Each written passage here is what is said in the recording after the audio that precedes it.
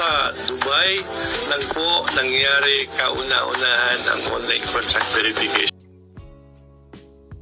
Ito ay magandang balita para sa mga OFW na nasa UAE dahil inilunsad na ang kauna-unahang online contract verification sa UAE. So, it means di na kailangan pumunta ng embassy, OWA or sa DMW sa bansang UAE dahil online verification na. So, doon nag-pilot testing na sila doon para sa online verification at sabi nga nila pag nagtagumpay ito ay gagawin na sa buong mundo. So sigurado step by step yan, titingnan nila kung maganda yung flow para sa ganon gagawin nila talagang online. Ito ay maganda sa mga magandang balita ito para sa mga OFW na wala silang oras, malayo sa embassy para magpa-verify ng kontrata. So, i-search nyo na lang yung website ng embassy sa UAE. Tapos, okay, DMW. O, i-contact nyo sila at least para kuha kayo ng advice kung paano. Pero dahil na online na, hindi na kayo mahirapan. At yung mga kailangan ng isang OFW is i-upload nyo na lang sa kanilang website para sa ganun makuha nyo yung online contract verification nyo. So panoorin natin. Here we go.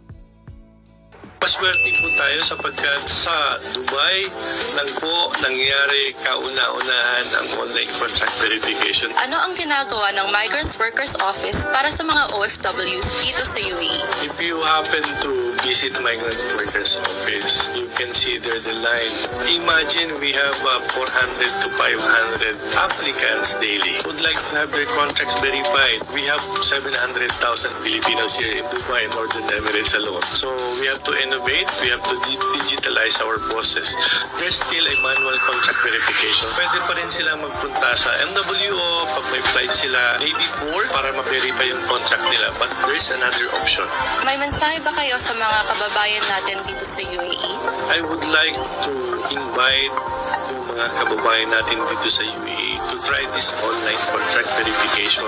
Kung may mga komento kayo, you can forward it to us to better improve the system. And eventually, kapag na-perfecto na natin ang process ng sistema, it will be implemented all over the world sa lahat ng migrant workers.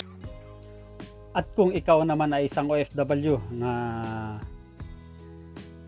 umuwi ng Pilipinas dahil may emergency ka at di ka nakakuha ng iyong contract verification, ano ba yung dapat mong gawin? Kasi dapat pag nagpa-verify ka, ikaw mismo ang kukuha o pupunta sa embassy kung saan ka man bansa. Di tulad na ng UAE na which is online na.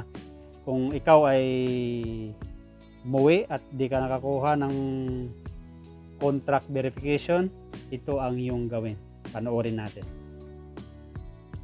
Yung mga nakauwi na sila pero emergency at saka hindi nakapag-verify ng kontrata kasi emergency. Meron ba bang solusyon dyan? Nasa Pilipinas sila. Meron ba bang solusyon makakuha ng OEC or makapag-verify ng kontrata? Yes. Binibigyan natin ng pagkakataon yung mga kababayan natin. Sabi mo emergency, hindi nakadaan sa MWO, pwede silang mag-authorize ng representative. Dito? Yes. Okay. Oo. Within 5 days, bago sila bumalik dito sa UAE, papakita pa rin yung ticket and then may authorization from the worker, ino-authorize yung kanyang kaibigan, kaopisina, kung sino man. And then magpo-photocopy lang ng Emirates ID. Yung representative na yon, siya ang magdadala ng mga dokumento sa MWO. Tatanggapin namin yon at kung kumpleto lahat na ayon, i-stamp namin, magbabayad siya. At ang gagawin ng representative, i-scan yung mga dokumento. Hindi kailangan ng original. Scan. I-scan ang dokumento, i-send dun sa worker para pagkuha niya ng OEC sa Pilipinas. Okay, so meron maganda kasi meron siya mga kaibigan dito. What if wala talaga siyang kaibigan to ma-i-authorize? sa Pilipinas lang siya. Mayroon bang paraan doon sa Pilipinas? Kinakalungkot ko pero ang verification kasi ay ginagawa lang sa worksite sa mga MWO.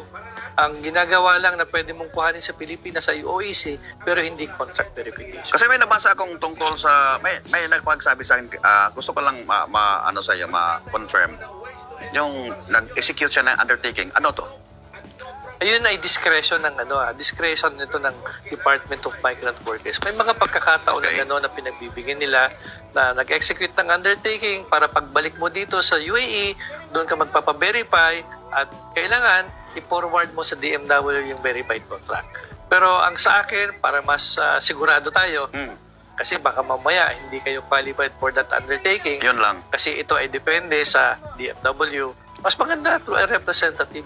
Oh, delikado pag hindi ba approve sa Pilipinas. Yes. Hindi ka makakuha ng OEC. Konting pahabol, paano na yung mga nandun sa UAE, paano na daw ang pagbayad ng OWA membership renew, which is wala ng online contract verification. So syempre dahil online na ngayon sa UAE, which is pwede pa naman daw kayo mag-walk-in. At bago natin panoorin to, yung video na to para sa mga nasa UAE, of course kung nasa ibang bansa ka, except wala ka sa UAE, pwede pa naman dyan magbayad ng, pupunta ka mismo ng embassy kung saan bansa ka nagtratrabaho, dahil napaka-importante yung OWA membership natin, dahil di natin alam kung anong mangyayari ngayon, bukas, next month o susunod na taon. So panoorin natin ito kung ikaw ay gusto magbayad ng OWA membership fee. May nagtanong pala dito, nag-text, kung wala ng online appointment for contract verification dyan sa MW Dubai, how about kung magbayad for OWA membership? Wala na rin ba? Ay, magandang katanungan yan para sa mga OFWs na gusto mag-renew ng OWA membership. Kung ang OFW ay magbayad lang ng OWA membership, di ka mag-renew dyan sa MW Dubai or OWA Dubai and still working for the same company at saka registered na rin sa OWA, ay pwede na pumunta directly sa OWA Dubai without the need for prior appointment at pwede ka rin mag-avail sa mga servisyo ng Pag-ibig Fund without an appointment. Pero kung gusto mo mag-avail for SSS services, kailangan mo ng appointment. Punta lang sa website or kaya sa Facebook page ng MW Dubai, nandyan ang link at pwede ka nang magpa-appoint. So yun nga. So sana maging matagumpay yung online contract verification na nilunsad nila sa Dubai, bansang UAE. At para sa ganon, gagawin din nila sa mga ibang bansa rin. Para sa ganon, mas madali na para sa mga OFW na hindi mo na kailangan pumunta ng embassy, lalo na pag malayo. Ang kagandahan nitong online, basta kompleto ka ng requirements, i-upload mo lang yan. Sigurado makakakuha ka ng online verification contract at less hassle, less gastos kasi nga magpamasahe ka pa pumunta at makakamenos ka rin ng time. So maganda itong inilunsad nila to, sana maging matagumpay yung tulad sabi ko, yung online contract verification na inilunsad nila sa UAE. At maraming salamat sa iyong pagsama. Ako pala ulit si Ronnie, isang OFW dito sa bansang Kuwait. Pa-support naman ang channel ko. Like, share, and subscribe. At kita-kits sa mga sunod kong videos. Have a nice and great day to all of you.